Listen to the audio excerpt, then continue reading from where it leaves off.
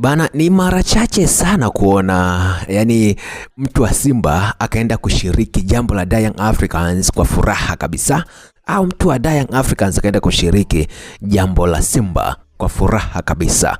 Hawa watani wawili wa jadi, kuna desturi ambayo wameiweka ambayo kwa muda mwingine inanyima hata vipato watu baadhi yao.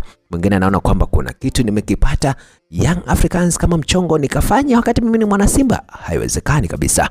Lakini kwa msanii Mbosso Khan, yeye amevunja huo mwiko na kwenda kutumbuiza katika tamasha la Young Africans kwenye paledi ya kwao ya kusherekea kuweza kuchukua mataji kadha ambayo amepata kwenye msimu wa 2024-25. Kumbuka kwamba Young Africans ndo amebeba mataji yote ya Tanzania katika msimu wa mwaka 2024-25. Isipo labda kama ni yale ya pembeni kabisa, yale mandondondo yale makombe ya mbuzi, kombe la mbwa, kombe la paka, kombe la ng'ombe na mengineyo, hayo Yanga wao hayajawahusu. Lakini kuanzia NBC Premier League, CRDB Confederation Cup, kombe la Muungano, kombe gani tena walichukua Afrika Kusini, hilo linaitwa Toyota Cup na mataji mengineyo mengi. Mbosso Khan ameweka wazi kwa nini amekwenda kutumbuiza kwenye tamasha hilo la Young Africans. Mbosso ameweka wazi kwamba ni kweli kama shabiki wa Simba anaumia sana kuona timu yake haifanyi vizuri, lakini haimaanishi kwamba anapopata deal la Young Africans hawezi kwenda kulifanya. Mbosso Khan alikiwasha kweli kwenye jukwaa, na moja kati ya wimbo ambao ulipendwa sana na watu wengi ni huo Bonge la Dada ambao unapatikana kwenye EP ya Room number 3. Moja kati ya EP ambayo inafanya vizuri kwa hivi sasa katika mitandao ya kijamii na hata kwenye clubs tofauti na hata mtaani huko utakuta ngoma za Room number 3 zinachezwa sana.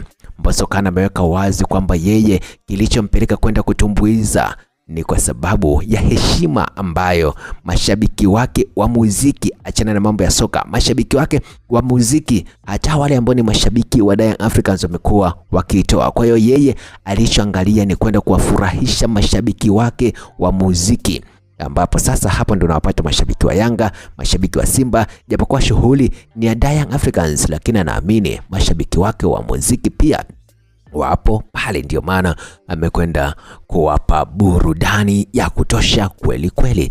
Sasa kipi ambacho labda wewe unafikiria ungekuwa ni wewe, labda inawezekana na nini? Maana tu mimi nakumbuka hapa juzi kuna mtu bwana kaweka zake bondi pikipiki kwamba Simba akimfunga Yanga wewe, au Yanga akimfunga Simba, chukua pikipiki yangu hiyo bwana, wewe baki nayo. Mwisho wa siku kilichotokea haya sitaki kusimulia, lakini kwa Mbosso Khan ameona isiwe tabu jamani. Muziki ni furaha, na muziki kazi yake ni kuunganisha watu, na moja kati ya vibao kama nilivyokuambia ambacho kilitikisa kweli ni Bonge la Dada.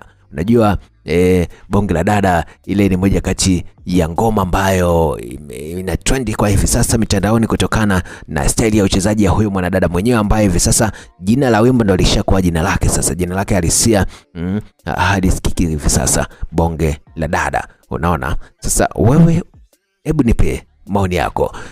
Kama ni shabiki wa Simba unaweza kushiriki shughuli ya Yanga?